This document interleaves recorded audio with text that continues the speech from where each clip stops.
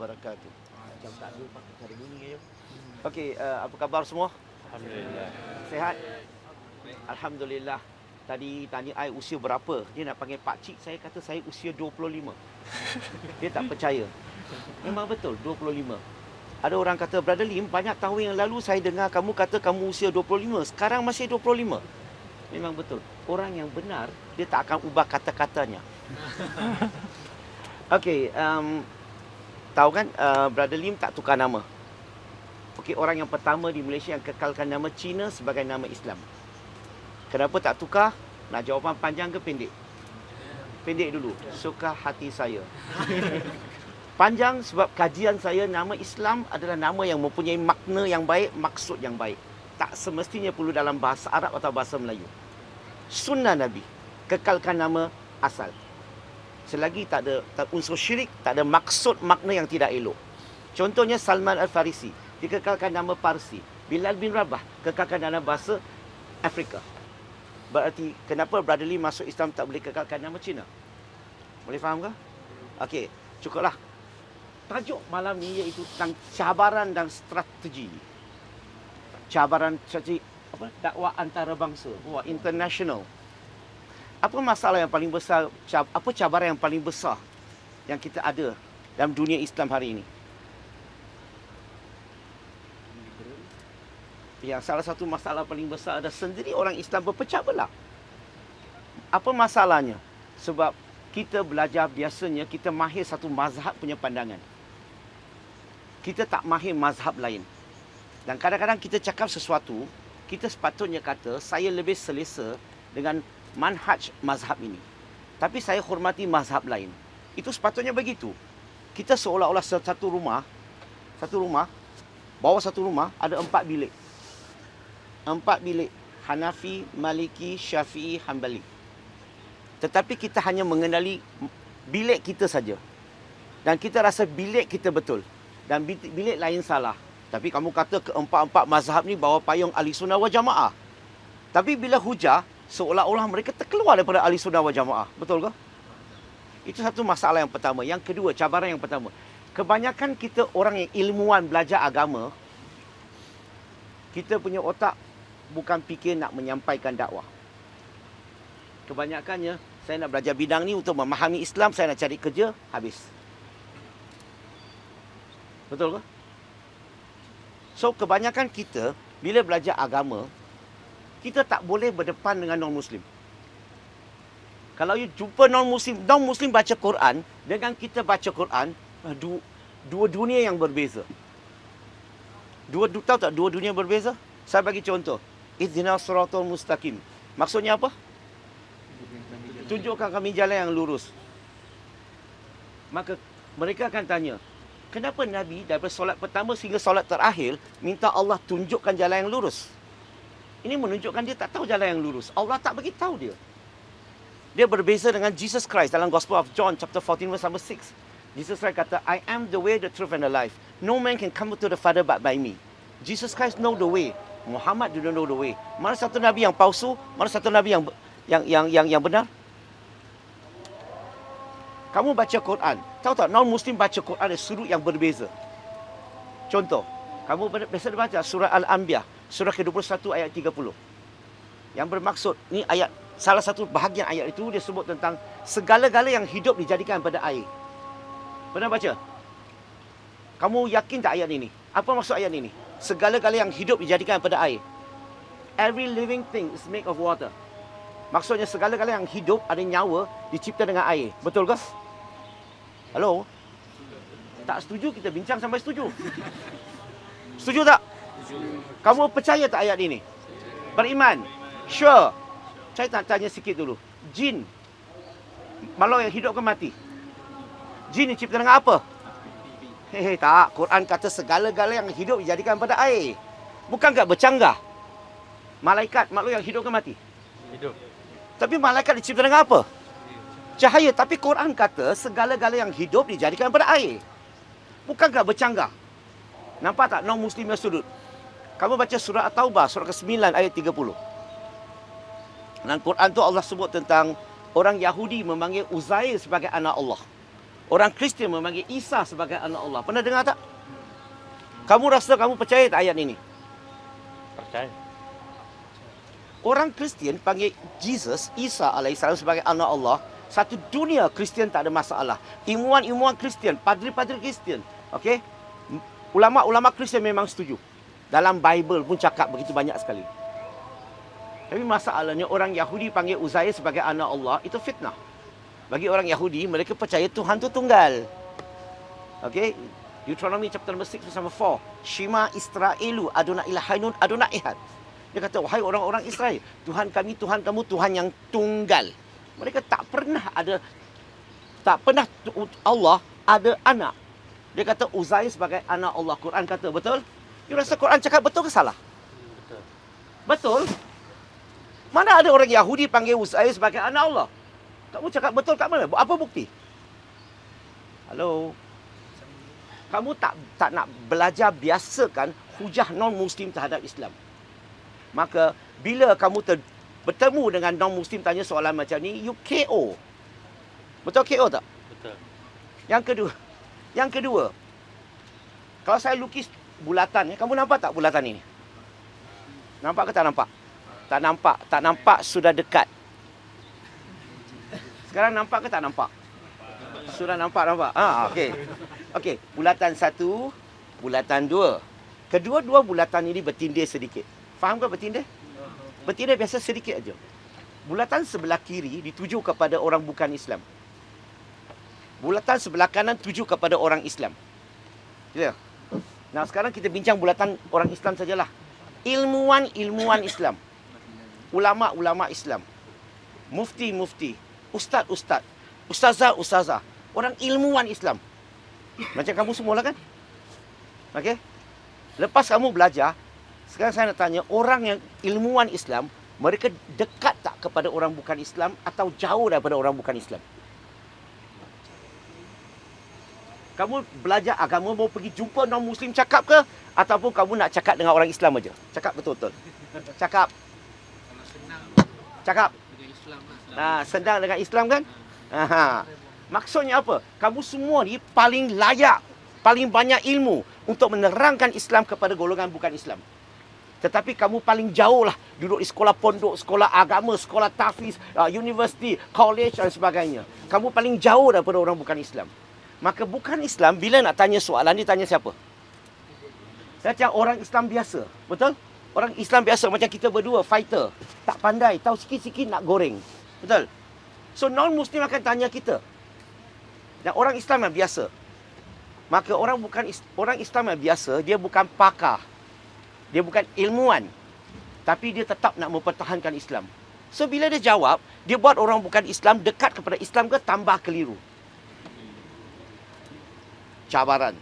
Dan kebanyakan masalah kita hadapi hari ini adalah kita tak tahu nak terangkan Islam kepada golongan non-Muslim. Kita ingat cara kita cakap tentang Islam kepada mereka, kita nak terangkan, dia tak faham. So you kena belajar teknik menerangkan Islam. Okey ke? Okey. Macam ni lah senang sikit. Saya tak payah cakap kuat-kuat. Masalah hari ini, itulah point saya nak cerita. Cabaran kita hadapi adalah ilmuwan-ilmuwan. Kita bukan belajar Islam nak menyampaikan. Maksud saya menyampaikan kepada golongan non-Muslim. Kalau you tak menyampaikan non-Muslim, tak berdialog dengan mereka, kamu tak nampak sudut mereka. Boleh faham ke? Dan tambahan lagi satu adalah non-Muslim sekarang, dulu-dulu non-Muslim terhadap Islam seolah-olah kosong. Kefahaman mereka Islam bila melihat orang Islam. Itu saja. Hari ini non-Muslim bukan kosong lagi. Sekarang ni dia hanya perlu tekan beberapa butang saja. Apa yang dia nak tahu, dia boleh baca dulu dalam social media. Betul tak? So kadang-kadang mereka tanya sesuatu, bukan tanya sesuatu yang bukan dia tak tahu. Dia nak dengar apa jawapan kamu.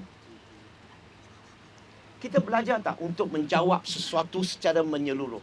Kita belajar tak teknik menjawab soalan? Kalau kamu cerita dengan orang Islam, lain caranya. Cerita dengan orang bukan Islam, lain caranya. Kalau dua-dua golongan bukan Islam dengan orang Islam, cara yang lain. So, cabaran yang pertama, ini adalah sebahagian cabaran yang paling saya rasa penting yang kita perlu tahu. Itu yang pertama. Strategi kita. Apa strategi kita? What is our plan? Nak kata tentang dakwah non-Muslim, tak ada cara lain. Satu, turun padang. Cari non-Muslim, bukan tunggu dia datang kepada kamu. Sekarang kamu tak boleh bagi saya alasan I don't have non-Muslim friend. Kamu boleh cari berapa banyak non-Muslim friends, betul? Dan kamu kena belajar teknik bercakap, berkomunikasi dengan non-Muslim. Dan kebanyakan kita ni memang fail. Yang kedua, non-Muslim ini kamu kena faham latar belakang mereka, kepercayaan mereka, pegangan mereka, dan gunakan apa teknik yang untuk menyampaikan Islam. Biasanya bila kita menyampaikan Islam, betul tak kita nak cerita tentang kebenaran Islam? Betul ke? Betul. That is not a good strategy. Nak bincang, nak berdakwah, jangan bincang agama. Pelik Tak nak bincang agama, bincang apa? Bila bincang agama, contohnya dengan non-Muslim. Kalau saya Islam, you bukan Islam. Saya bincang dengan kamu, bukankah saya nak buktikan I betul, you salah? Betul? Itu satu. Kedua, biasanya kita orang Islam, kita suka baca kitab agama lain dan kita buat interpretasi agama lain, kitabnya. Betul? Kita buat tafsiran kita sendiri. Kita jaga tak perasaan orang bukan Islam. So kalau kita berdialog sedemikian, biasanya one off. Either you make or you break. Betul? So saya nak recommend cara baru, teknik baru. Teknik yang dipanggil contemporary. Okay, Brother Lim ada mereka satu cara untuk menyampaikan dakwah, tetapi dakwah ini, okay, non-Muslim sangat selesa. Kenapa? Sebab saya tak bincang agama. Itu yang pertama. Dan tak bincang agama, macam mana nak bawa dia kepada Islam? Bincang, dipanggil bincang ilmu, knowledge. Okay, contohnya, pertama, saya biasa akan bincang tentang pendekatan fitrah. Nama dululah, saya bagi nama tajuk tu dulu. Pendekatan fitrah. Yang kedua, saya akan bincang tentang sains. Bukan Quran dan sains. Bukan cakap Quran kata ini scientific, terbukti hari ini. Bukan bincang perkara itu. Bincang tentang penemuan sains oleh pakar saintis abad yang ke-20. Bila kita bincang fitrah, okay, bincang tentang fitrah, fitrah ni dia tidak, ataupun ilmu ni tidak menyebelahi, kita tidak menyebelahi mereka. Setuju?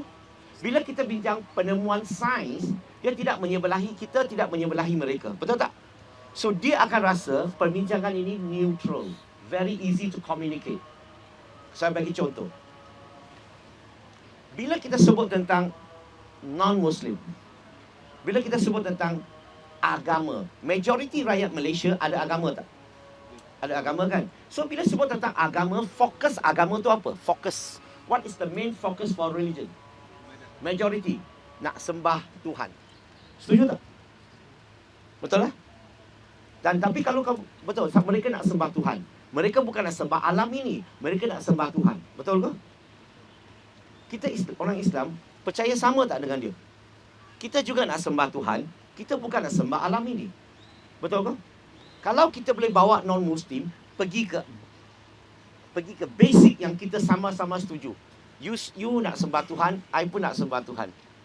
You tak percaya alam ini sebagai Tuhan, saya juga percaya alam ini bukan Tuhan. So bila kita bawa dia kepada basic macam ni, dan semua perkara sudah selesai. Kenapa? Kalau you tanya dia, you nak sembah Tuhan kan? You tak nak sembah alam ini kan? Kamu ada idea tak macam mana nak bezakan siapa Tuhan, siapa bukan Tuhan?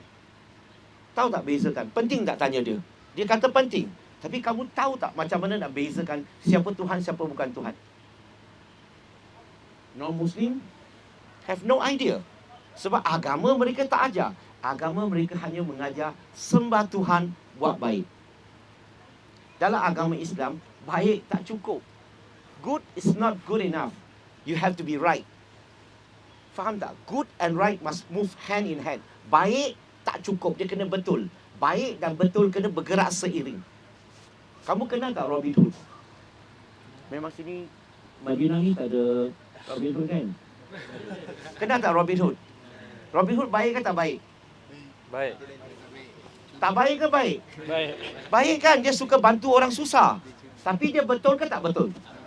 Sebab dia curi wang orang kaya, dia agihkan kepada orang miskin. Dia baik tapi tak betul. See, kebanyakan orang ingat baik tu cukup. Dalam Islam tak cukup. Baik, dia perlu betul. Majoriti non-Muslim dia baik. Beragama dia baik. Tetapi tak betul dari sudut kita orang Islam. Kenapa? Sebab mereka tak kenal pencipta. Mereka tak mengabdikan diri kepada pencipta. Mereka tak berterima kasih kepada pencipta. Sebaliknya, mereka pergi sembah ciptaan. Betul ke tak betul? Mereka terima kasih kepada ciptaan. Mereka berabdi diri kepada ciptaan. So, mereka baik dan tak betul dari sudut kita orang Islam. Betul? So, macam mana kita nak penetrate pemikiran mereka?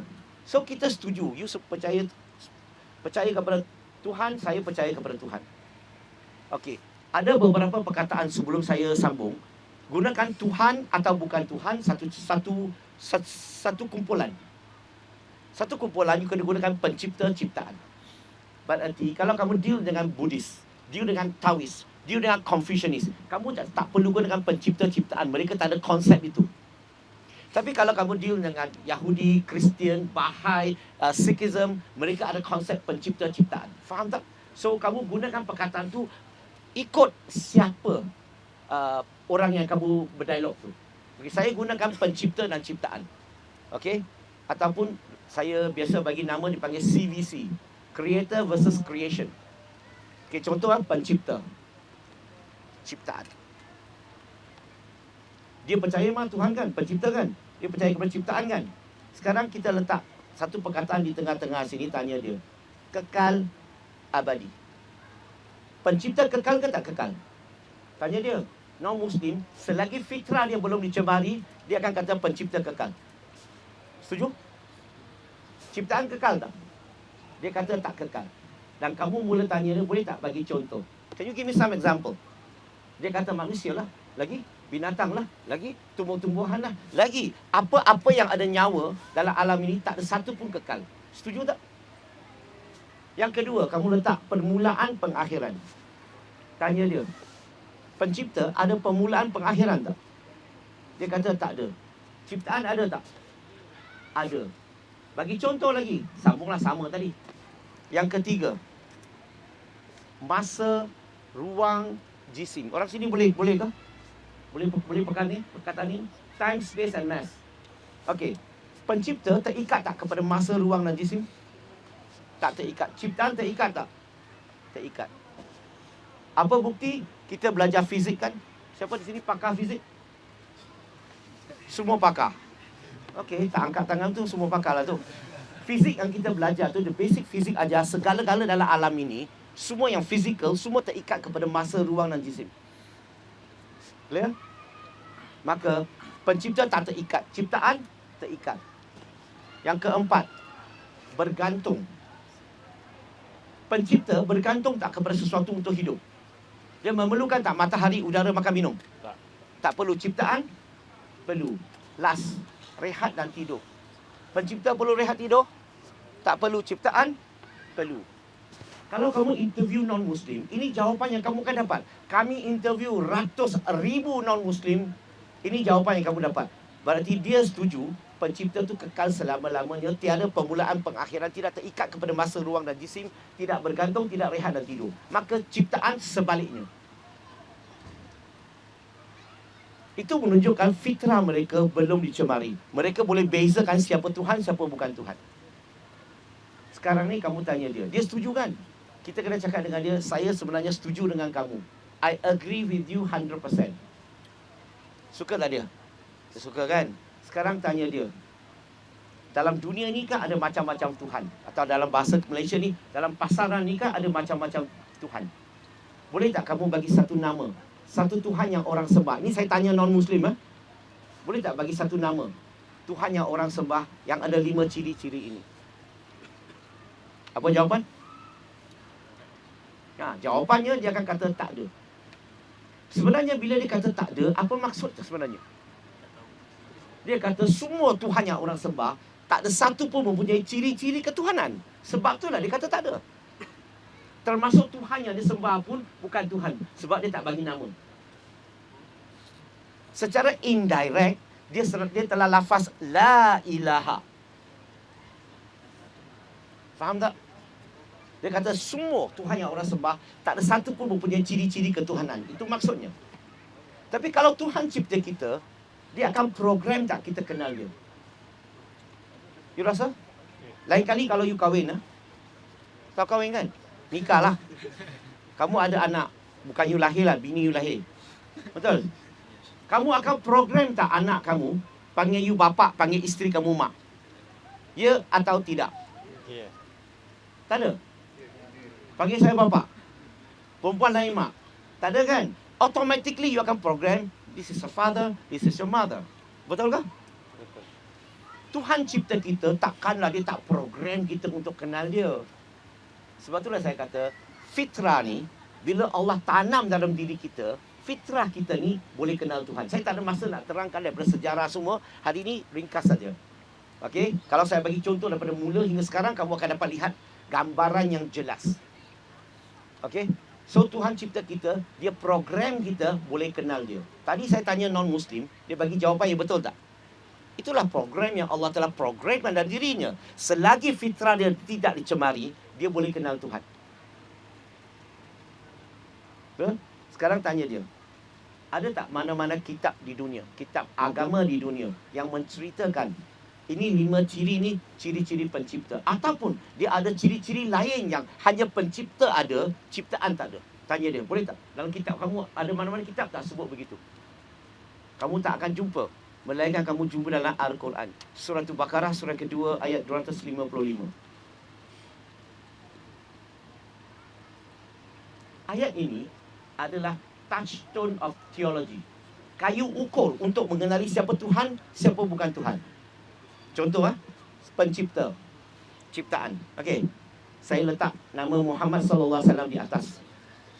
Nabi Muhammad SAW kekal ke tak kekal?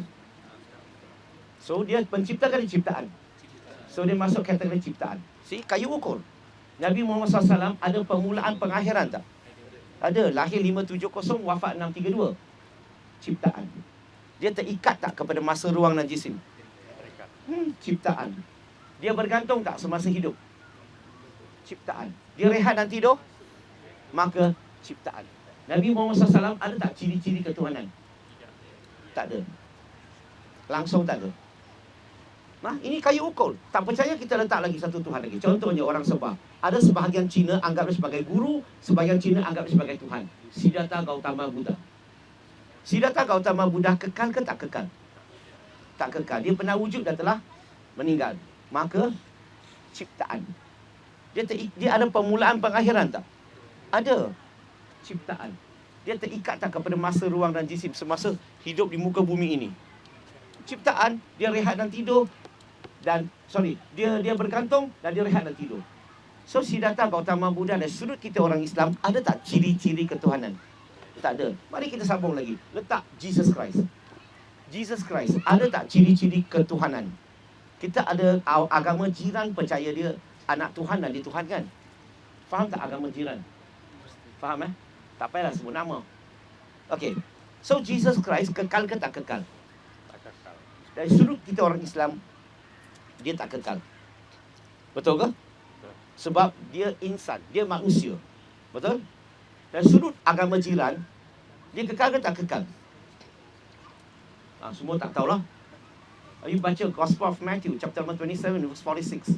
And Jesus Christ, He died on the cross. Dia mati di kayu salib. Anything? Dia mati di kayu salib. So, dia kekal ke tak kekal?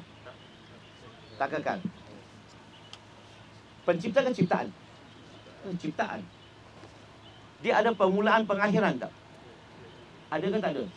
Sebab dia lahir. Betul? Matthew chapter number 2 verse number 1. He was born in Bethlehem. Dia lahir. Kristian menyambut Christmas. Christmas adalah menyambut Maulud Isa. Pinjam nama sekejap. Betul? Kelahirannya. Betul? He was born. So dia ada permulaan. Ada permulaan, pasti ada pengakhiran. Betul? maka dia pencipta ciptaan. Dia masuk kategori ciptaan. Dia terikat tak kepada masa, ruang dan jisim. Dia hidup di muka bumi ini sampai usia 33 tahun. Ciptaan. Dia bergantung tak? Kita tahu tak dalam Gospel of Matthew suatu hari, dia sangat lapar. Dia nampak di depan, wah 200 meter jauhnya ada 2 pokok ni kat situ. Beberapa pokok kat situ. Wah, dia sangat gembira sebab dia ingat ada buah. So dia jalan laju pergi ke pokok tu. Kalau dah dekat tu nampak langsung tak ada buah. Apa dia buat? Dia sangat marah. Dia marah pokok itu. Dengan bahasa saya berasa Melaka kasar. Nasib baik saya tarik balik, tekan brake. Dia marah pokok itu dan pokok itu mati 3 hari kemudian. Maksudnya menunjukkan dia bergantung. Dia lapar, dia nak makan. Dan dia rehat dan tidur tak? Memang dia rehat dan tidur. So, Isa alaihissalam, Jesus Christ, ada tak ciri-ciri ketuhanan? Langsung tak ada. Betul? Letaklah apa nama Tuhan di dunia. Semua akan masuk dalam kategori ciptaan. Letaklah segala-gala alam ini. Semua akan masuk dalam kategori ciptaan. Sekarang kalau saya tanya kamu semua, kalau kamu sudah boleh bezakan, kamu nak sembah pencipta ke ciptaan? Pencipta kan? Kamu nak sembah ciptaan tak? Tak mau kan? Bahasa Arab, la ilaha illallah. So kita kenal siapa Tuhan, siapa bukan Tuhan. Bukan berapa ramai orang kata dia Tuhan. Bukan kerana ada mukjizat pernah berlaku dalam hidup saya sebab dia Tuhan. Bukan. Dia ada ciri-ciri ketuhanan ke tidak? Betul ke tak betul? So, strategi kita nak menyampaikan dakwah ini satu contoh yang kamu boleh gunakan untuk menyampaikan kepada golongan non-Muslim. Okay? So, yang saya bincang dengan sahabat tadi itu, saya bukan datang sini nak bagi ceramah. Saya nak banyak berdialog dengan kamu semua. Okey ke? Kamu rasa tadi itu CVC itu, Creator Creation, pencipta ciptaan tu, senang tak nak menyampaikan Islam? Senang tak nak faham akidah tauhid Islam? Kita di Malaysia ada 2. Satu sifat 20. Satu tauhid 3. Saya CVC, Creator Creation. Ha? Manhaj baru. Mazhab Brother Lim. Okey, apa kata kita berdialog, kita buka, kita bincang. You tanya soalan, saya jawab. Boleh ke? Oh, okey. Majlis ingin menjelaskan kepada Prof Hadi untuk kita lebih menceriakan majlis kita hari ini. Oh, Masya Oh, silakan. Oh. Okay. Okay. Silakan. Okey, bismillah, alhamdulillah. Okey, saya jadi substitute sekejap. Macam main bola kan, tiba-tiba ada orang masuk ganti kan. Okey, so insyaAllah sedikit pengenalan. Nama saya Fadli Burhan, selaku COO dekat IDT. Saya asal orang Singapura. Saya rasa ada seorang sahabat kita pun dari Singapura. Dah lama tak jumpa countryman. So insyaAllah nanti boleh bincang-bincang sikit kot. Okey, so alhamdulillah, kami di IDT ni kita banyak berhijrah untuk menyampaikan sesi-sesi begini untuk latihan dan sebagainya. Jadi satu sesi yang amat penting saya percaya, iaitu kita suka buat sesi soal jawab. Okey? Jadi ambil peluang ni, bukan senang nak jumpa Brother Lim ni kan? Ke senang je? Senang jumpa kat YouTube tu? Ke kat Facebook kan? Senang kan? Kalau saya tu, kalau nak cari kat YouTube tu, paling senang sekali saya akan type apa tau? Lim Jui Sum babi. Dia satu topik tu paling famous sekali. You boleh cari Lim Jui Sun babi tu kat situ. Dia punya tu viral sampai juta-juta.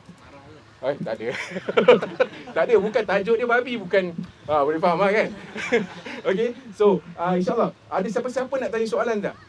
Saya percaya ada banyak yang tadi nak tanya tu. Ambil peluang ni. Dan saya dah minta izin dengan Irfan. Malam ni kita tidur sini. Dia cakap okey. Tak ada, dia cakap hari ni malam ni kita jihad sikit. Sebab apa, nanti esok pun ada sesi lagi yang panjang kan. Jadi kita gunakan peluang ni lah untuk kita ada apa-apa, siapa-siapa nak tanya soalan, silakan. Tafadhal. Silakan, brother. Macam tadi Brother Lim punya konsep C versus C kan. At the end kita kata dia orang kalah kat situ. Kiranya C versus C, kiranya dia buat perbandingan lain tidak ada Tuhan, dan sekali balik kepada Allah. So at the end dia orang dah tahu lah. Okay, sekarang dia orang ni silap. So apa kesudahan daripada 100,000 yang kita pakai kaedah tu? Jadi apa kesudahan dia? 100,000. Yang pertama, first, bila kita buat dakwah, kita kena pastikan kedudukan kita. Surah Al-Baqarah surah kedua ayat 272. Iaitu tugas kita menyampaikan. Hidayah urusan Allah. So jangan masuk urusan Allah. Bila kamu masuk urusan Allah, maksudnya kamu masuk territory Allah. Itu satu. Kebanyakan kita buat dakwah ni kita fokus kepada result. Betul ke? Saya buat dakwah bukan fokus kepada result. Saya buat dakwah fokus kepada menyampaikan. Dan kalau tak jadi, cari cara teknik lain untuk menyampaikan supaya dia kenal.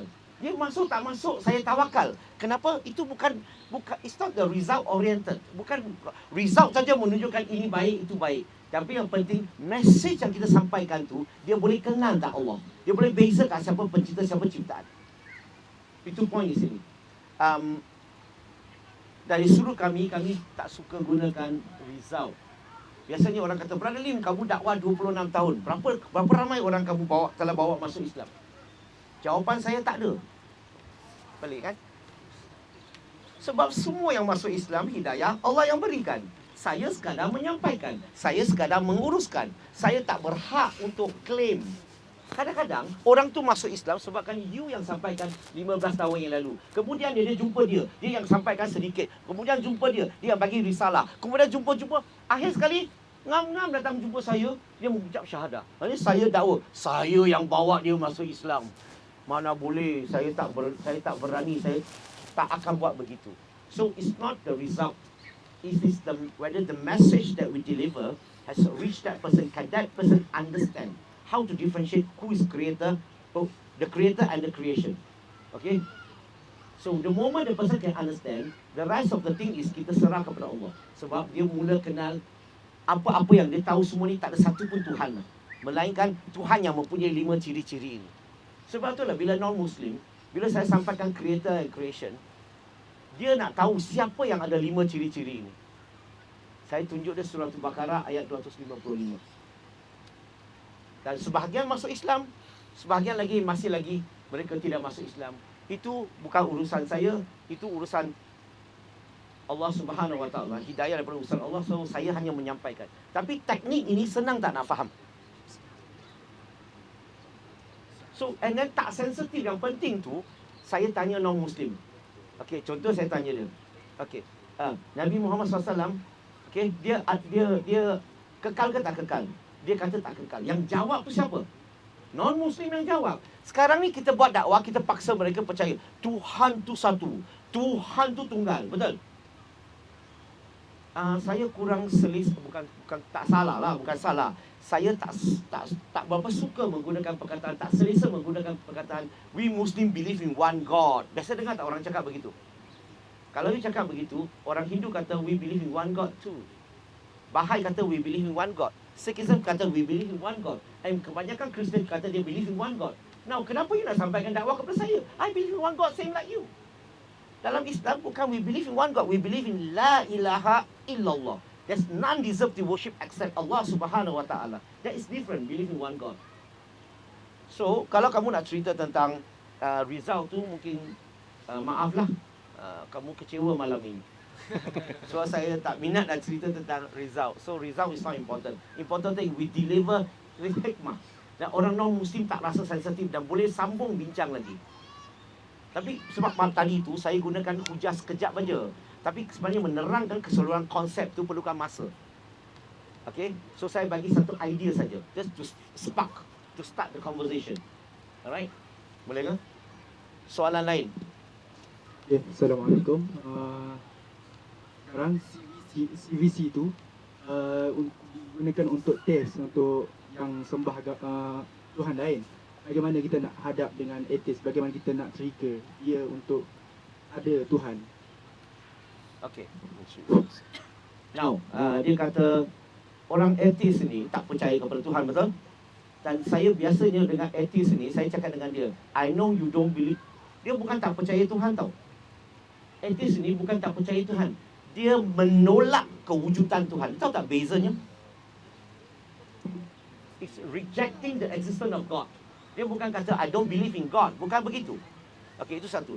Yang kedua, bila saya berdialog dengan orang atheist, saya minta dia, I know you reject the existence of God. I know. Saya cakap saya setuju. Tapi saya cakap dengan dia, boleh tak? Saya cakap dengan dia, boleh tak kamu assume? Tahu assume tak Melayu cakap apa? Andaian. Dia, okay. Assume kamu percaya kepada Tuhan. Okay, assume saja. Dan saya gunakan CVC, jalan. Itu satu. Cara yang kedua, saya akan gunakan tentang penemuan sains oleh pakar saintis abad yang ke-20. Pernah dengar tak? Pernah baca ni tak? Tentang the greatest discovery by the modern scientists in the 20th century. Penemuan sains oleh pakar saintis abad yang ke-20. Yang paling hebat sekali. Siapa tahu apa? Alam ini berkembang. Ya, the universe is expanding steadily. Ini perlu masa yang panjang untuk terangkan. Saya cut, saya go direct kepada message dia. Mengikut masa, alam ini berkembang. Ini fakta, bukan teori. Dan Stephen Hawking, siapa pernah baca tak buku dia? The Brief History of Time. Dia buat reverse study. Dia gunakan calculation, he reverse the time.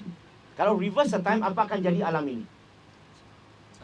Dia akan mengecut sampai setitik. Betul? Cut, to make the story very short. Dan pada setitik inilah perbincangan yang kita kena bincang dengan atheist. Okay? Sebab apa? Sebab Stephen Hawking dapat temui alam yang kita duduk hari ini bukan wujud sendiri. Alam ini ada permulaan. There is a beginning for the universe. Ada setitik. Sains tak boleh bincang sebelum setitik. Dia hanya boleh kira sampai setitik. Now, sekarang ni persoalan saya, setitik ni ada macam mana kewujudannya?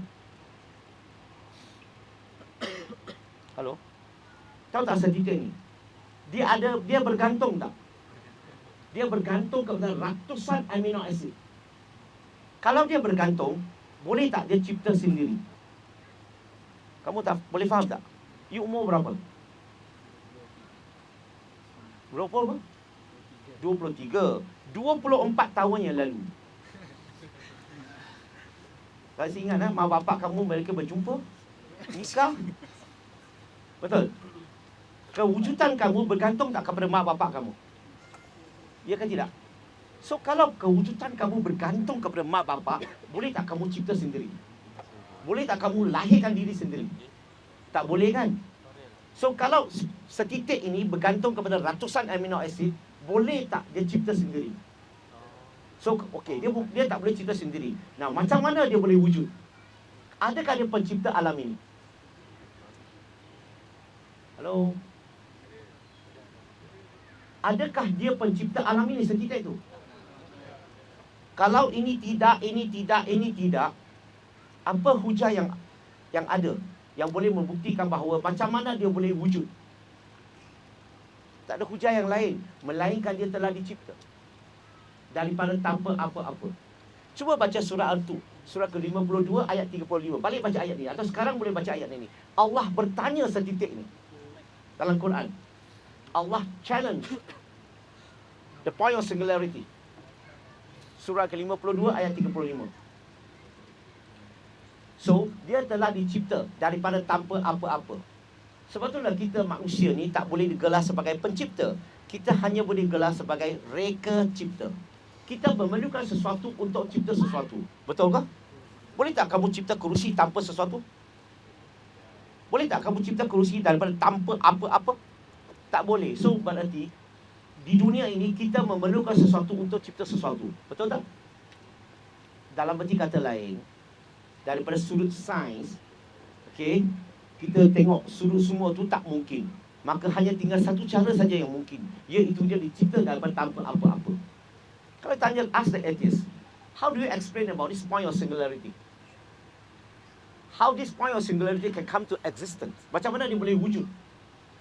You explain. And from the point of singularity, and it started to expand. Dia mula berkembang. Dan berkembang, dia makan masa 14 bilion tahun dan terjadi alam yang kita ada hari ini. So, is it possible?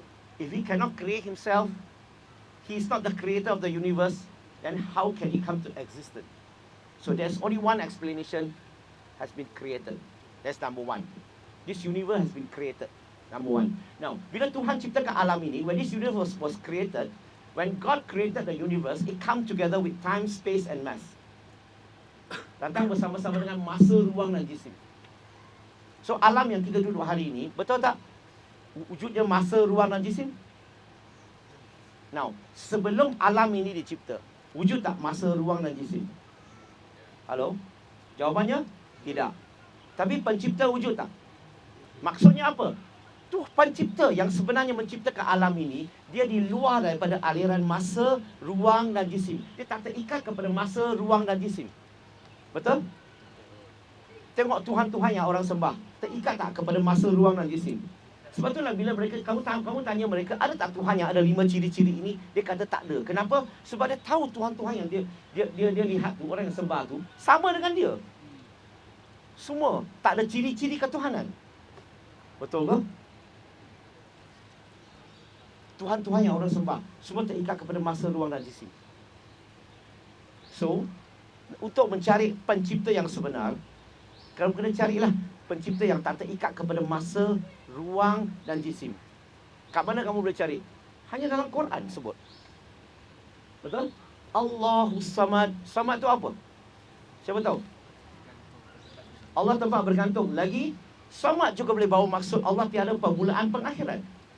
Samad juga maksud Allah tak terikat kepada masa, ruang dan jisim. So you using the scientific discovery, okay, to explain.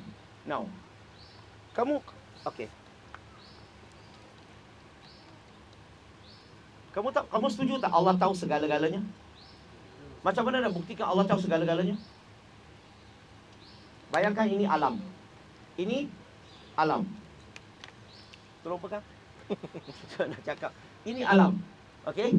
Alam ini semua terikat kepada masa, ruang dan jisim. Allah tak terikat kepada masa, ruang dan jisim. Allah di luar daripada aliran masa, ruang dan jisim. Sebab itulah dia tahu segala-gala yang telah berlaku, segala-gala yang sedang berlaku, segala-gala yang akan berlaku. Sebab dia tahu segala-galanya. Sebab dia tak terikat kepada masa. Kita semua terikat kepada masa. Sebab itulah tak ada manusia boleh tahu apa yang akan berlaku esok. Nobody will have the knowledge of tomorrow. Agree? So you gunakan ini sebagai permulaan berbincang dengan atheist. This is the approach that you can use. Ada soalan lain? Assalamualaikum warahmatullahi wabarakatuh. Waalaikumsalam warahmatullahi Saya wabarakatuh. ada dua soalan. Soalan pertama tentang persoalan yang ditimbulkan oleh Bro Lim. Pertanyaan daripada non-Muslim kepada Muslim. Dan awal-awal yang 3 tu, saya kalau boleh saya nak kita semua nak tahu jawapan untuk kita counter balik soalan tu. Okay, Saya hanya tahu soalan, saya tak tahu jawapan. Okay, yang first, soalan kedua dulu. Kalau kita tak ada kawan non-Muslim, okay, first kalau boleh saya galakkan kamu cari organisasi yang dakwah non-Muslim, join mereka. Jadikan, belajar dengan dia, join dia dan turun padang bersama dengan dia. Mula-mula kerja kamu duduk sebelah aja dengar. Kalau you dengar saya berdialog, kalau you dengar saya berhujah, dengar saya menyampaikan dakwah kepada non-Muslim, kamu dengar 20-30 kali, kamu tahu tak nak cakap? Kan? Tapi sekarang ni kamu tak ada peluang tau. Kamu tak tahu apa mau cakap. Sebab kalau kamu gunakan otak kamu, you'll be in trouble. You tak tahu apa mau cakap. Dan apa tak harus cakap. We do not know. Okay. So itu satu. So kalau you nak belajar, this is called practical training. So kami ada kursus khas untuk mengajar practical training. So kalau you nak datang belajar, dan kami juga akan belajar selepas kamu belajar hujah praktikal, akan bawa kamu pergi ke gereja, pergi ke tokong, pergi ke Bahai Temple, kuil, Guluwara dan sebagainya, pergi berdialog. Dan kamu akan dengar daripada ketua-ketua non-Muslim tu, padri lah, pastor lah, mang lah, mereka cakap. Dan kamu tanya soalan. Saya ajar kamu cara tanya soalan, cara berhujah, tetapi tidak menyinggung perasaan sesiapa. Dan kamu belajar, oh, rupanya mereka macam ni. So, you need experience. Tapi sekarang ni you belajar teori, you tak turun padang. You tak akan faham punya lah, you cakap saja. Sorry ya. Kurang asam sikit. Tak, maksud saya, kalau Cristiano Ronaldo main bola, kita kritik Manchester United. Waduh betul, macam ni tendang tak masuk. You cakap senang, you pergi main dulu. Betul? You tendang lagi jauh. Kadang-kadang tendang gol sendiri. So point di sini turun padang dengan teori dua perkara yang berbeza. Itu yang pertama. Yang kedua, soalan yang dia tanya tadi 3 soalan Saya bagi 3. Okey, yang pertama, sebenarnya soalan pertama tadi telah menyebabkan seorang lelaki murtad di Malaysia daripada Perak. Seorang Christian missionary gunakan ayat itu, Ihdinas siratal mustaqim. Dia tanya kepada budak Melayu tu. Dia tanya, Nabi Muhammad SAW tahu jalan yang lurus tak? Dia kata, tahulah, mestilah. Tapi dia tanya, kalau tahu jalan yang lurus, kenapa dia minta Allah tunjukkan kami jalan yang lurus? Dan pada solat subuh Nabi minta, Zuhur, Asar, Maghrib, Isya, tiap-tiap waktu dia minta. Solat pertama sehingga solat terakhir sebelum dia wafat dia minta. Itu menunjukkan dia tak tahu jalan yang lurus. Dia asyik minta, Allah tak bagi tahu dia. Dia berbeza dengan Jesus Christ. Dalam Bible, Gospel of John chapter 14 verse number 6, dia kata, I am the way, the truth and the life. No man can come to the Father but by me. See, Jesus Christ know the way, He know the truth, He know the life. So dia tanya budak Melayu. Tu. Okay? So mana satu Nabi yang benar, mana satu Nabi yang palsu? Wah, budak Melayu tu pening. Cepat-cepat dia ambil soalan tu, dia pergi cari ustaz dia. Tanya kat ustaz dia. Alhamdulillah, ustaz dia pun tak tahu jawab. Dan tak tahu jawab tak apa, ustaz marah dia. Banyak tanya, iman lemah. Nampak tak, cari makan. Ini panggil cari makan, tak tahu jawab, hantam orang, betul? So lain kali kalau you buat begitu, dia siap. Ya. Okay. So budak tu tambah keliru dah sekarang. Saya ingat Islam ada jawapan, saya ingat ustaz tahu jawapan, tapi tak tahu jawapan. Sebaliknya dia kena marah. Maka dia mula, saya pendekkan cerita dia, termakan kata-kata missionary tu. Dan lelaki tu murtad. Dia masuk Kristian. Dia jadi pendakwah Kristian di Sabah dan Sarawak. Kerja dia fokus kepada orang Islam saja. Mengajak orang Islam. Dia gunakan hujah yang ulang-ulang tu sama aja. Faham ke? So, jawapannya, first kamu kena faham dulu. Soalan sedemikian, dia punya masalahnya, punca dia datang pada mana. So, kalau you faham punca, jawapan selesai. Punca ni adalah terjemahan Al-Quran yang kurang tepat. Boleh faham tak? Saya tak kata Quran tak tepat, saya kata terjemahan. It is a inaccurate translation. Terjemahan yang kurang tepat. Okey, contoh kita tengok masalah dia mula daripada mana. Iqra, bahasa Melayu. Masalah mula di terjemahan, bila kamu terjemah, bacalah mula di sini. Sebab dalam surah Al-Ankabut, surah 29 ayat 48, Quran sebut Nabi Muhammad SAW adalah seorang ummi. Tak tahu baca, tak tahu tulis. Betul ke? Ayat ini sudah dibacalah. Ayat ini kata tak tahu baca, tak tahu tulis. Cakap, mana satu betul? Cakap, mana satu yang betul? Tahu baca ke tak tahu baca? Tak tahu baca. Dan ayat ini salah lah. Tuhan tahu dia tak tahu baca, suruh dia baca lagi. Bukan kata, tak, saya tahu. Maksud saya, I bagi you hujah dulu. Sebab masalahnya is the translation. Sebab Jibril alaihissalam sampaikan wahyu kepada Nabi kan. Dia bawa Quran yang besar ke Quran yang kecil? Mana ada Quran? Oi, Madinah ajar ada bawa Quran kecil lah. Oi, siapa belajar Quran tadi? Siapa Quran? Quran. Quran yang besar ke Quran yang kecil? Soal hilang ah? Okey. Kan Jibril alaihissalam sampaikan wahyu kepada Nabi. Dia sampaikan, betul? Dia suruh Nabi Iqra. So Nabi ulangi, baca balik apa yang disampaikan. Betul tak? So terjemahan tu Iqra ni dia bukan satu saja maksud. Dia boleh bawa maksud bacalah. Dia boleh bawa maksud mengulangi. Dia boleh bawa maksud sampaikan. So dia ada banyak maksud. So kalau kita nak terjemahkan dalam bahasa Melayu, Iqra sebagai bacalah, boleh. Tetapi syaratnya kena buat kurungan. Mengulangi, sampaikan. Kalau tidak, dia akan nampak seolah-olah bercanggah. Tapi bila dia tengok, nanti dulu, dia juga bawa maksud mengulangi. Maka dia tidak bercanggah dah. Faham ke ni? Mengulangi di sini, baca juga. Betul tak? Ihdinas siratal mustaqim, masalah yang sama lah. Apa masalahnya? Kalau kamu baca Quran dalam surah Al-Hajj, surah ke-22, ayat 67, surah Yasin, surah 36, ayat 3 dan 4. Dalam Quran sebut apa? Maksud ayat Quran tu dia kata, sesungguhnya kamu Muhammad, Allah kata, salah seorang Nabi yang telah berada dalam jalan yang lurus, berada dalam jalan yang benar. Allah kata Nabi berada dalam jalan yang lurus. So kalau dia berada dalam jalan yang lurus, kenapa dia minta Allah tunjukkan kami jalan yang lurus? Kamu tak rasa pelik kan? Kamu sudah dalam jalan yang lurus, kamu tahu jalan yang lurus, kamu minta Allah tunjukkan jalan yang lurus. Terjemahan tu, that is a translation. Sebab itulah kalau kamu baca tafsir Ibn Kathir, dia kata apa? Dia kata Nabi bukan minta Allah tunjukkan jalan yang lurus. Dia kata Nabi minta Allah sentiasa bimbing kami dalam jalan yang lurus, dalam jalan yang benar. Not show us the right way, the straight path. Ask Allah to continue guide us in the right way and the right path.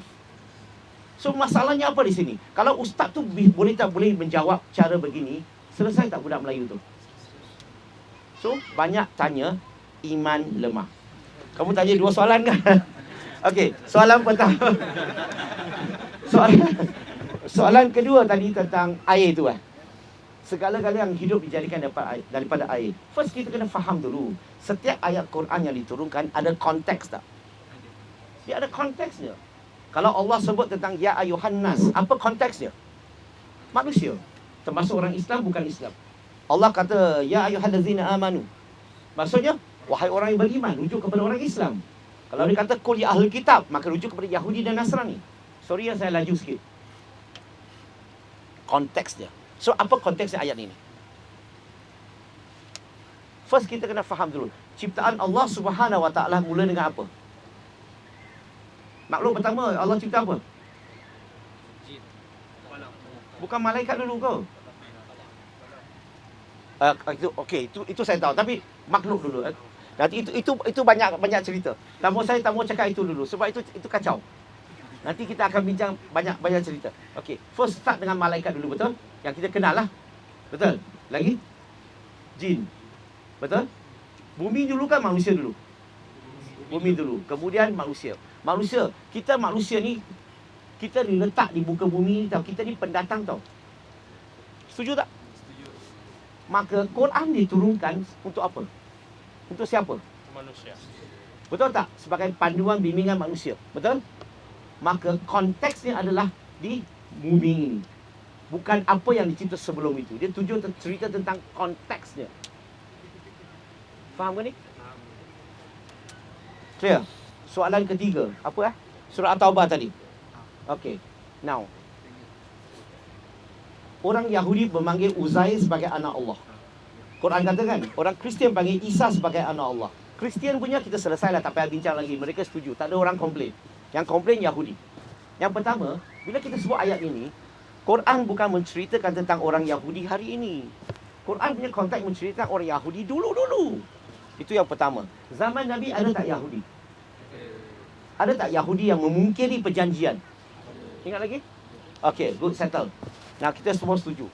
So, dia rujuk kepada Yahudi dulu. Itu yang pertama. Yang kedua, dalam Quran, bila Quran sebut tentang orang Yahudi memanggil Uzair sebagai anak Allah, adakah dia melanggar disiplin agama Yahudi? Biasa dengar tak disiplin agama Yahudi? Contohnya dalam agama Yahudi, in the book of Genesis, okay, chapter number 6, verse number 2 and 4. Dalam kitabnya sebut tentang the sons of God saw the daughter of the man. Yahudi ni, kitab Yahudi, manusia ni dipanggil sons of God, perkara biasa. In the book of Exodus, chapter number 4, verse number 22, Israel is my firstborn son. In the book of Psalm, chapter number 2, verse number 7, thou art my son, this day I have begotten thee. Berarti, sons of God disebut dalam kitab Yahudi, perkara biasa. Tapi kalau kamu tanya orang Yahudi, sons of God di sini rujuk kepada apa? Anak Tuhan ke? Dia hakiki ke kiasan? Semua Yahudi akan kata kiasan. Tak ada Yahudi akan kata hakiki. Betul tak? Faham tak ni? It's figuratively. Dia bukan sons of God. Dia bukan betul-betul Anak-anak Tuhan. Tuhan ada anak. Dia bukan begitu. Betul? Dan disiplinnya adalah orang yang baik, orang yang alim, orang yang wara, nabi, rasul, semua ini dipanggil sons of God dalam agama Yahudi. Itu disiplin dia. Dan siapa ni Uzair? Siapa tahu? Yang mengkaji Quran mana? Tak ada, dah balik hari ni. Dah balik kan? Korang asam betul. Okey. Uzair adalah ulama besar. Tahu ulama besar? Yang alim, yang wara. Maka dia layak tak dipanggil anak Tuhan? Layak ke tak layak? Kalau ikut disiplin agama Yahudi, maka ada masalah tak Quran kata orang Yahudi panggil Uzair sebagai anak Allah? Tak ada masalah lagi sebab dia tak melanggar disiplin. Itu yang pertama. Yang kedua, kalau kita baca kitab Yahudi, The Encyclopedia of Judaica. Kalau kita baca kitab Yahudi, okay, dalam kitab Yahudi ni, di encyclopedia ni dia kata, ada satu kolom dia kata khas untuk, dia kata dulu-dulu memang ada segolongan Yahudi, mereka memanggil Uzair sebagai anak Allah. Sekarang saya nak tanya, apa yang Quran sebut ada tak bercanggah? Ada tak Quran sebut tak betul? Dalam di encyclopedia Yahudi mengatakan memang ada Yahudi memanggil Uzair sebagai anak Allah. So itu panggil dia bukan Tuhan, bukan anak Tuhan sebenarnya. Kiasan. This is the language of Judaism dalam agama Yahudi. So sekarang ni ada masalah tak sekarang Quran? Clear lah? Ringkas. Soalan lain. Kalau tak ada, kita akhiri. Brother, Oh, ada? seorang lagi. Oh, silakan. Berada ke Kalau boleh tanya soalan yang mudah-mudah lah. Saya datang jauh-jauh. Silakan. Saya ada 2 soalan. Okey. Boleh tak, pertama boleh tak Bro Lim cerita sikit pengalaman Bro masuk Islam? Kalau boleh Bro cerita sedikit pun tak apa. Yang kedua, saya nak tanya berkenaan the problem of evil dalam atheist. Apa? Problem of evil in atheism. Atheism. So macam mana kita nak berhadapan dengan masalah ni yang diorang selalu guna sebagai alasan untuk diorang menolak kewujudan Tuhan? Okey. Alright. Soalan pertama tadi, boleh tak cerita sedikit tentang apa tadi? Macam mana saya masuk Islam? You cakap sedikit boleh tahu? Saya pergi ke Jabatan Agama dan mengucap 2 kalimah syahadah. Okey, sebenarnya saya punya turning point kepada Islam ni, dia ada mengena dengan satu tempat hiburan yang beroperasi tengah malam punya. Namanya dipanggil disco. Korang sini tahu disco tu apa?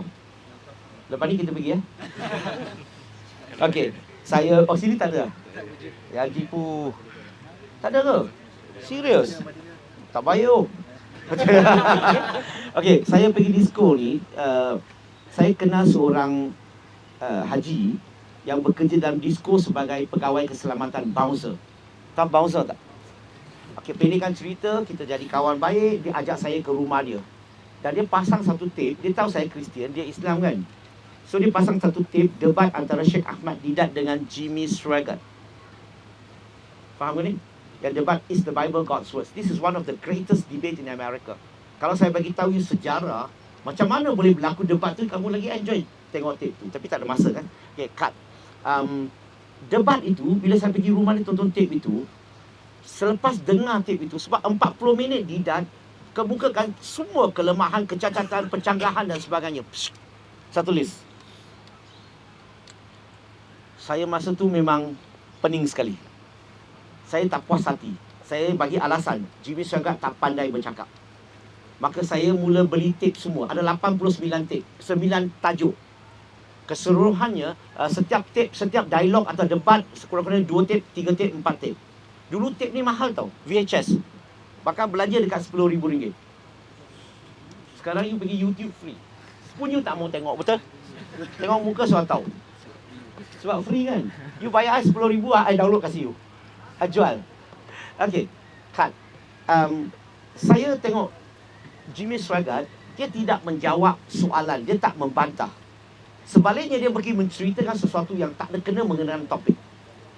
Kamu tak biasa tengok, kalau kau tengok kau faham lah. Okay, cut. So saya mula tak puas hati, saya mula beli tape semua, kaji. Saya nak tahu setiap hujah. Saya buka kitab, buka Bible, check. Dan saya tak tahu nak marah kat mana. Setiap dakwaannya ada dalam kitab. Masalahnya. So, saya terpaksa buat kajian dah. So, saya makan 2-3 tahun punya kajian. Pendekkan cerita. Kesimpulan 2-3 tahun punya kajian saya dapat adalah bahawa Bible ini dari pandangan peribadi kajian saya, dia bukan kalam Allah, dia kalam manusia. Tetapi dia mengandungi sedikit kata-kata Allah. Orang sini boleh faham tak bahasa macam ni? As a whole, the Bible is not the words of God, but it contains a little bit words of God. Maybe ada sedikit kebenaran dan some truth. Boleh faham tak? Okey. Nah, saya bagi contoh kenapa saya kata begitu. Saya cakap aja, tak kasih contoh tak patutlah kan? Kalau kamu baca dalam Bible, in the book of Genesis chapter number 2 verse number 2 dalam Bible, dia kata, and God created the heaven and the earth in 6 days, but on the 7 days God rested. Tuhan menciptakan alam ini dalam 6 hari. Pada hari yang ke-7 Tuhan beristirahat. Dan English dia gunakan rested. Dalam bahasa asalnya dia berhenti daripada mencipta. Jauh tak? Berhenti daripada mencipta dengan rested beza tak? Tak apa, kita gunakan hujah dia kata rested dulu. Rested ini, beristirahat ini sifat Tuhan ke manusia? Kalau sifat manusia, siapa yang mengarang? Mestilah manusia. Takkanlah Tuhan mengarang. Betul tak? Tuhan tidak beristirahat. Takkanlah dia kata dia beristirahat. Boleh faham? Okey, hujah yang kedua, dia kata berhenti daripada mencipta. No problem. Tapi masalahnya in the book of Exodus chapter 31 verse number 17. Dalam kitab dia kata, and God created the heaven and earth in 6 days, but on the 7 days God rested and He was refreshed. Ini masalahnya. Ayat ini kata dia sudah rehat kemudian dia segar. Tenang. So segar ni berhenti kemudian segar ke? Halo? Tak kena kan? Maka dia beristirahat, betul? Itu satu. Dan kalau kamu baca Genesis chapter number 6 verse number 6, dalam kitabnya dia sebut, and God regret create mankind on earth. Dia kata Tuhan menyesal menciptakan manusia di muka bumi ini. Apa maksud menyesal? Menyesal maksudnya Tuhan tak ada ilmu masa depan. Dia cipta dulu. Silap betul aku cipta budak Cina ni. Mata dia sempel. Kalau cipta mata besar kan handsome. Itu kata Tuhan tak ada ilmu masa depan. Betul tak? Menyesal. So menyesal sifat Tuhan ke manusia? Kalau sifat manusia, apa yang mengarang? Pasti manusia. So itu yang buat saya susah nak terima. Bagi sifat yang salah kepada Tuhan. Dan kita baca lagi in the book of Genesis chapter number 1, keseluruhan chapter ni panjanglah cerita, saya ringkaskan. Dia cerita tentang, dia kata ciptaan Tuhan pada hari pertama. Ada cahaya, ada siang dan malam. Boleh ingat tak perkataan tu? Hari kedua langit, ketiga bumi, keempat matahari, kelima binatang laut, keenam manusia, ketujuh Tuhan beristirahat. Okey. Sekarang ni kita kembali kepada hari pertama tadi. Kira kedua, ketiga, keempat semua belum wujud dah. Ciptaan Tuhan pada hari pertama. Dia kata dia ada siang dan malam tu. Kemudian ada cahaya kan. Kita mula dengan siang dan malam. Macam mana kita dapat fenomena siang dan malam? Dia kata putaran bumi dan putaran matahari baru kita dapat siang dan malam. Tapi masalahnya bumi dicipta hari yang ketiga. Matahari dicipta hari yang keempat. Belum dua-dua belum cipta lagi. Tak ada bumi, tak ada matahari lagi. Macam mana dia boleh ada siang dan malam pada hari pertama? Halo? Hari pertama juga dia kata ada cahaya. Cahaya datang pada mana? Matahari. Dan persoalan sekarang, cahaya datang pada matahari kan? Matahari cipta hari yang keempat. Belum cipta lagi. Macam mana boleh ada cahaya sebelum matahari dicipta? Yang paling penting adalah macam mana dia boleh ada hari pertama pada hari pertama? Kamu tak faham. Betul? Untuk dapatkan satu hari, kamu memerlukan bumi dan matahari, betul? Sekarang bumi dan matahari pun tak ada. Kamu macam mana boleh ada hari pertama? Pada hari pertama. Faham tak bahasa saya? So it doesn't make sense. Faham tak? Indirectly they contradict the established science. Dia bercanggah dengan fakta sains. Clear? So, pendekkan cerita lah. Ini contoh. Alright? Masa tak ada saya nak hujah semua. Just give you some example. Itu yang membuatkan saya ni terpaksa. Bagi saya ni, ini bukan kalam Allah. Faham tak? Macam inilah. Untuk mana-mana satu kitab ya, nak dakwa daripada Allah, daripada pencipta lah, dia ada syaratnya. Apa syaratnya? Pertama, dia mesti ada kitab yang original. Bukan original tau. Original. Saya pernah kena tipu. Saya pergi ke itu Ion shopping mall. Saya nak beli periuk untuk masak. Itu Cina kata, ini original. Saya ingatkan original. Balik, betul-betul dia bukan original. Original pun je, dia tulis Cina punya. Kurang asam betul. So, lain kali kena dengar elok-elok. Okay. So, pertama, kalau kita letak kitab-kitab agama dunia, letak kitab-kitab agama dunia saja. Okay. Kita letak ada tanda, right? Tak ada, kita pangkah. Tunjukkan pertama, first, kitab datang daripada pencipta. Syarat pertama, dia mesti ada original. Kita Quran ada original tak? Bible ada original tak? Kita agama lain ada original tak? Majority tak ada. Saya tak kata semua, majority tak ada. Syarat kedua, bahasa kitab tu mesti hidup. Syarat kedua. Faham tak hidup? Orang bercakap, orang menulis, orang membaca, orang menghafal, bahasa tu mesti hidup. Kalau bahasa tu dah mati ataupun dalam perjalanan dah mati, apa gunanya kalau saya boleh kemukakan kitab original? Dia pun tak boleh faham, dia pun tak boleh tafsirkan, dia pun tak boleh tak bisa baca.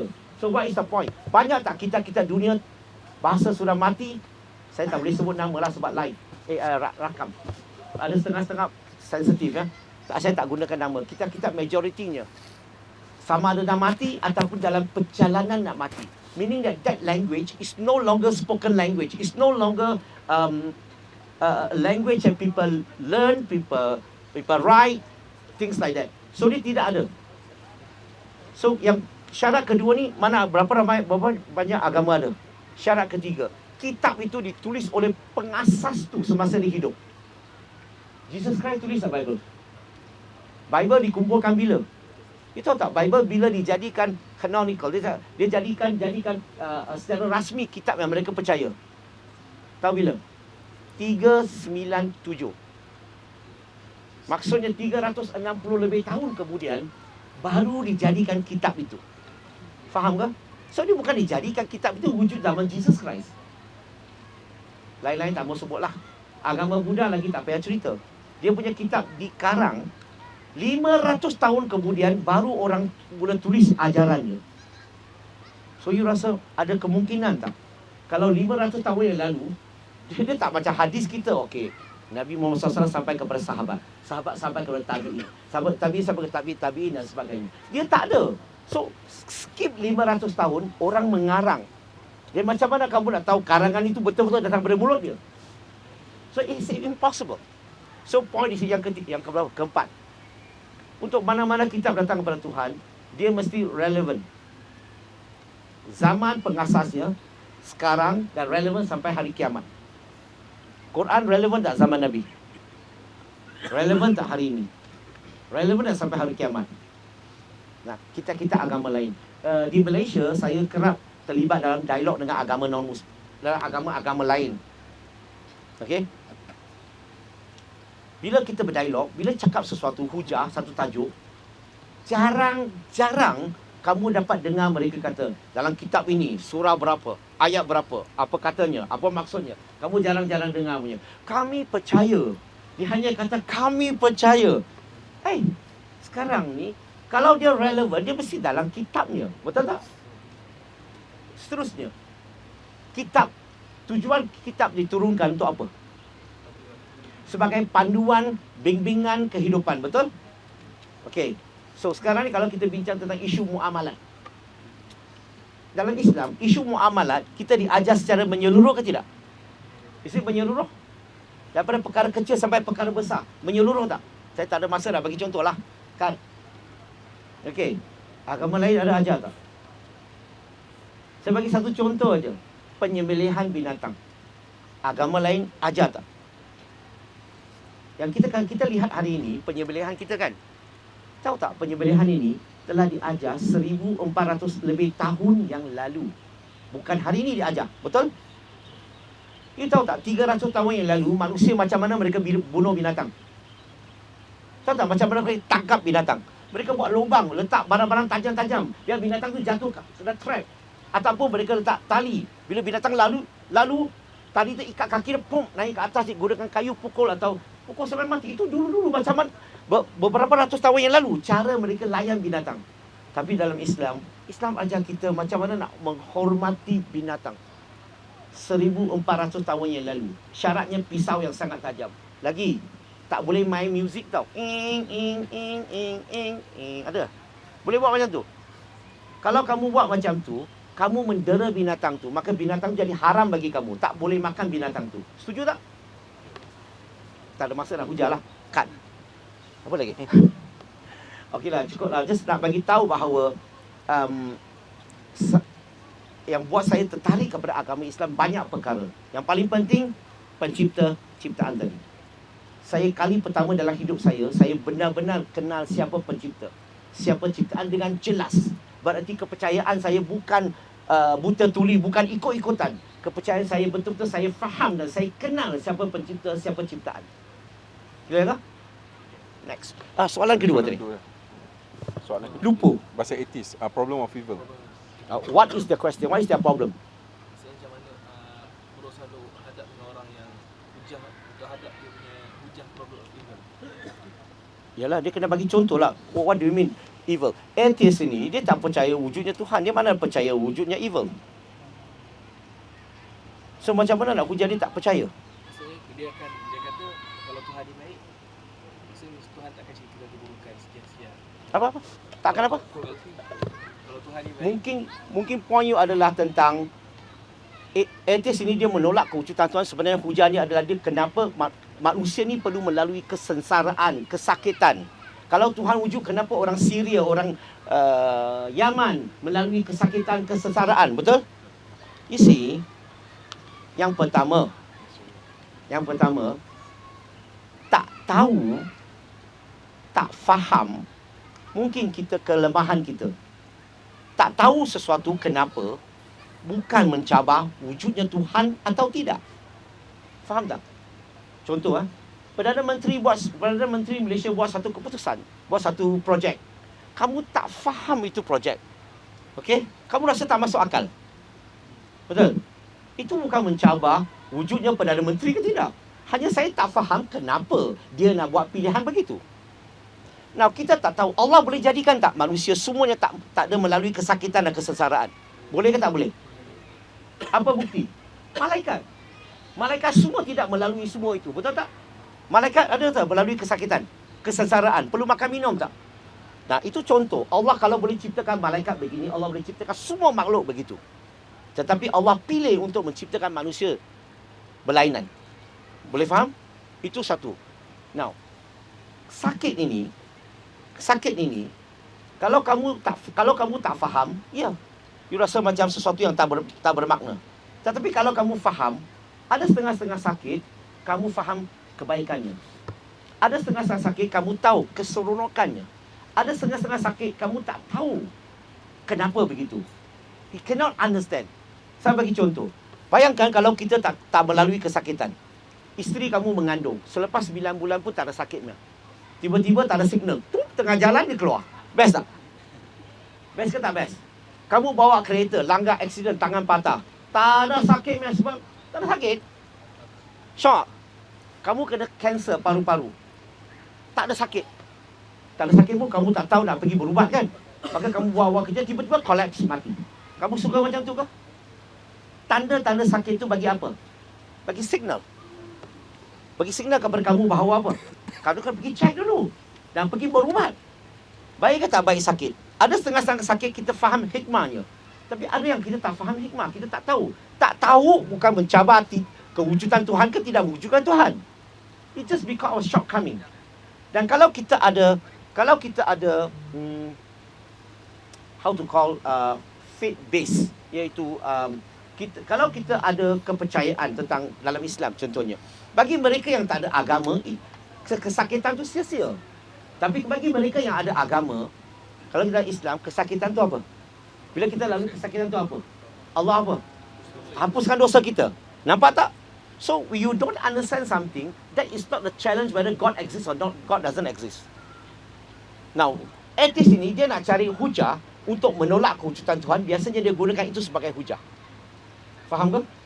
Ini secara ringkas lah. Kalau nak dengar panjang, nanti kita akan khususnya saya terangkan. Hujah daripada setiap sudut, supaya orang atheist tak boleh masuk daripada mana-mana bahagian. Hope answer your question. Soalan lain. Ada satu soalan di belakang. Soalan daripada belakang kesian dia. Irfan. Tanya Irfan. Siapa nak tanya? Tanya Irfan. Irfan? Ada soalan nak tanya. Ada soalan nak tanya ke? Belakang tadi. Siapa? Silakan. Oh, tak. Assalamualaikum warahmatullahi wabarakatuh. Brother Lim kan ada cerita pasal apa, kita ni boleh dakwa orang tu selagi mana dia punya view dia tak twisted sangat. Tapi kalau macam dia punya world view terhadap divinity tu dah twisted, macam mana pula kita nak? Maksudnya fitrah dia telah dicemari. Kita tak boleh kembali kepada asas, betul? Macam mana nak dakwah kat dia? Kekal berkawan dengan dia, jangan dipengaruhi dia. Ada setengah-setengah orang fitratul cemari. Pada masa itu dia tengah sihat, dia tengah kuat, dia kaya, dia handsome, dia berjaya, dia ada kedudukan. Masa itu kamu tak boleh masuk. You have to wait. Dakwah ni bukan setiap masa boleh dakwah. Kena tunggu masa yang sesuai. Wait for the right moment. Kalau kamu terus berkawan dengan dia, kamu tunggulah satu hari nanti dia kena cancer stage 3. Masa itulah dia punya fitrah buka balik. Okey, dia hilang. Dia punya business, dia bankrupt. Fitrah dia buka balik. Dia kena tangkap masuk penjara. Fitrah buka balik. Wait for the right time. Because when he is strong, powerful, rich and famous, dia tak akan dengar you cakap. So manusia ni biasa dengar tak orang dah masuk penjara, dia khatam Quran, solat 5 waktu. Betul lah? Semasa dia tengah terkenal, sangat berjaya, you cakap masuk tak jalan? Boleh masuk tak? Tak boleh masuk. Maka fitrah dicemari, kamu kena tunggu masa sehinggalah fitrah tu boleh buka balik. Dan barulah kamu sampaikan. Clear ke? Dan kalau kamu tetap berkawan dengan dia, bila dia berjaya, bila dia mempunyai masalah, kamu tetap kawan dengan dia, maka you lah orang yang dia mula percaya. Maka bila kamu nak sampaikan Islam, mudah. Clear ke? Cut. Soalan lain. Silakan. Buat anything ni, air ke apa? Mau je. Ya dulu. Alhamdulillah. Alhamdulillah. Thank you. Okay. Jadi ini saya perlu cerita sikit lah background tentang soalan saya ni supaya lebih jelas. Jadi alhamdulillah sebelum ni saya diberi peluang untuk bersama dengan HCF, Hidayah Center Foundation, mungkin ramai yang kenal sini. Jadi kita tahu yang Hidayah Center ni dia lebih kepada training pendakwah untuk bimbing saudara baru dan untuk dakwah orang-orang yang bukan Islam lah. Dan kami ada buat beberapa program bersama dengan orang yang bukan Islam. Dan dari ada situasi yang lain, saya dalam universiti yang sebelum ni, USIM, kami belajar akidah dan agama. Ada buat beberapa program bersama di Gurdwara, di gereja dan sebagainya. Ada sesi dialog dengan scholars dari pelbagai agama. Jadi apa yang saya dapat ialah bila kami sebagai orang yang dianggap sebagai scholars dalam Islam untuk nak deal ataupun untuk nak berdialog dengan scholars daripada agama lain mungkin sedikit okey. Tapi bila kami nak turun kepada masyarakat dengan orang awam, sama ada orang yang Islam dan bahkan orang yang, dan yang pentingnya orang yang bukan Islam lah sebenarnya dalam program SCF sebelum ni, saya dapati macam ada satu gap yang besar di antara scholars Islam dengan masyarakat yang bukan Islam. Maksudnya mereka macam tak berapa selesa untuk nak tanya soalan, untuk nak berbual dan sebagainya tentang agama lah. Jadi soalan saya ialah bukan tentang teologi, dakwah dan sebagainya, cuma mungkin saya nak minta mungkin sedikit tips daripada tuan-tuan, macam mana tuan-tuan approach orang yang bukan Islam, yang mereka anggap kita ni orang yang tahu tentang agama Islam. Maksudnya macam mana nak kecilkan gap antara kita dengan mereka lah. Okey, soalannya saya rasa beginilah brother. Yang ringkas saya bagi kamu adalah bila kamu ni ulama contohnya, kamu ni pakar agama contoh So first of all kamu kena buang itu gelaran dulu. Kamu kena belajar berkawan dengan mereka, buat aktiviti bersama. Boleh faham tak? Buat aktiviti bersama. Kita buat kebajikan bersama, kita pergi ziarah orang yang susah, kita pergi main badminton, kita pergi pancing ikan bersama. Kita jadikan kawan dulu. That's the only way that dia boleh hilang itu macam kamu ni orang yang tinggi, pangkat tinggi, kedudukan dan sebagainya. So kamu kena belajar untuk how to make them feel comfortable, how to make friends. Sebab dakwah ni kalau kamu tak, kebanyakan kita rasa dakwah ni turun padang pergi dakwah terus kan. Secara umumnya orang tak akan berhujah dengan kamu. Saya bercakap dengan kamu, berbincang because saya dah kenal kamu, saya tahu kawan saya tahu kamu tak sensitif, saya tahu kamu pemikiran terbuka. Saya rasa kamu selesa bila saya tanya agama, barulah mereka berani nak tanya soalan. Masalah kita, kebanyakan kita ni terlalu Kita berpakaian pun orang non-Muslim tak berani nak dekat kita dah. Pakaian kita saja. Ada yang rupa saja orang soal lari. Betul tak? Tahu tak kenapa saya gunakan Brother Lim? Mana-mana orang boleh dekat dengan saya. Mana-mana orang nak bincang dengan saya. Dia nak contact saya 24 jam boleh call saya. Ustaz-ustaz kita ni, ilmuwan-ilmuwan kita ni, boleh tak orang call bila-bila masuk? Orang nak jumpa peribadi boleh tak? Saya ada soalan nak tanya boleh tak? Kita tak buat begitu. Dan macam mana kita nak dekati non-Muslim? So, the point is, we need to learn how to make friends dulu. Contoh saya baru kenal kamu. Kamu akan cerita tak hal keluarga kepada saya sekarang. Kamu tak akan sebab baru kenal. Saya tak tahu siapa. Tetapi kalau kita kawan baik, keluarga you biasa ziarah keluarga saya biasa ziarah keluarga kamu. We are family friends. Now, ada kemungkinan tak bila isu rumah kamu akan tanya pandangan saya? Faham ke ni? When you are close, you can almost discuss everything. Bila non-Muslim rasa kita ni, bila dia keluar dengan kita, buat aktiviti bersama, dia tengok kamu ni terbuka. Mindset terbuka. Boleh tanya. Kamu tak akan marah. Dia rasa you relax. Kalau macam itulah, mereka berani tanya soalan. Tapi kalau kita nak jadikan kita ni ulama, kita ni tak boleh gurau, tak boleh ni, tak boleh itu susah. Non-Muslim tak akan dekati kamu. Clear? Dan soalan lain.